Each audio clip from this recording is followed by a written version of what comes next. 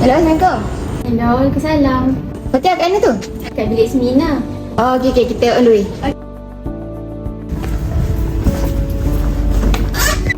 Assalamualaikum. Salam.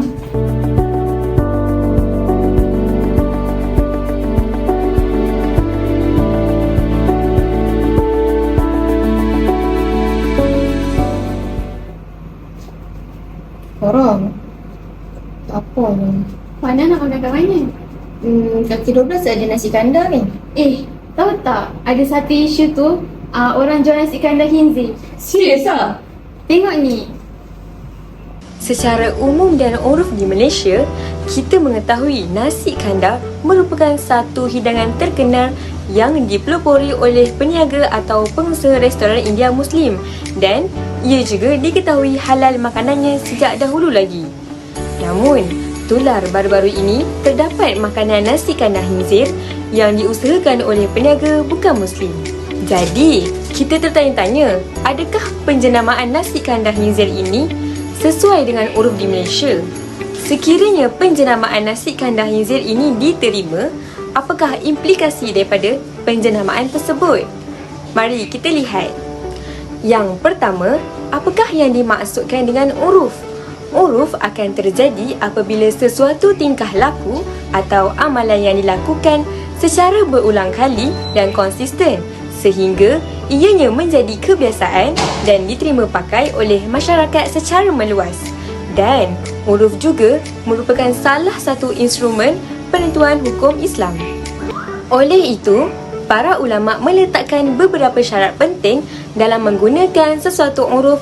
Antaranya adalah yang pertama, uruf tersebut mestilah tidak bertentangan dengan syariat seperti mana yang terdapat pada uruf sahih. Yang kedua, uruf tersebut mestilah diamalkan secara berterusan dan menyeluruh. Dan yang ketiga, uruf tersebut hendaklah wujud dan sedia ada ketika proses pengeluaran hukum yang hendak dilakukan.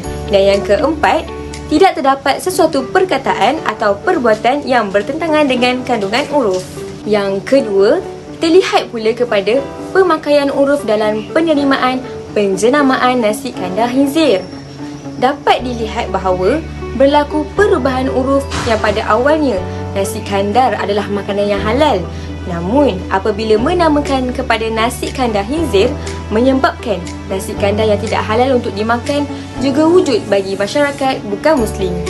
Tambahan pula, uruf ataupun adat sesebuah masyarakat juga merupakan di antara faktor yang penting dalam penjenamaan sesuatu makanan.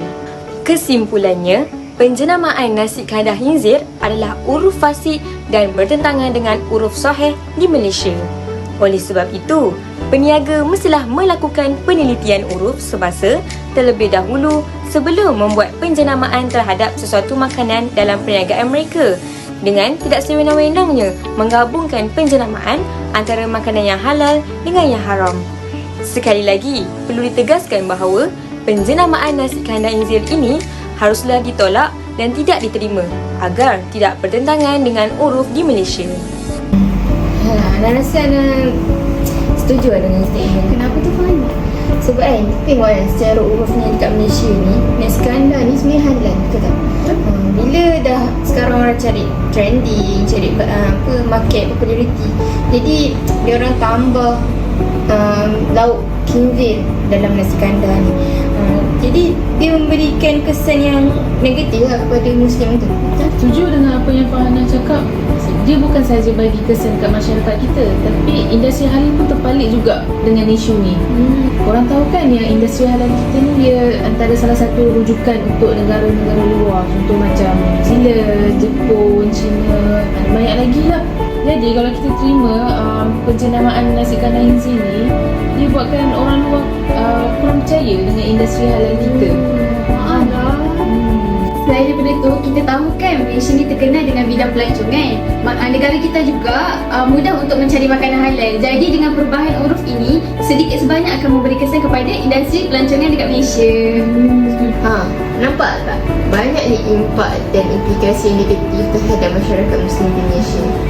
Jadi kita perlu elakkanlah daripada setuju dengan penjenamaan ini. Dah jom lah, lapar lah. Jom.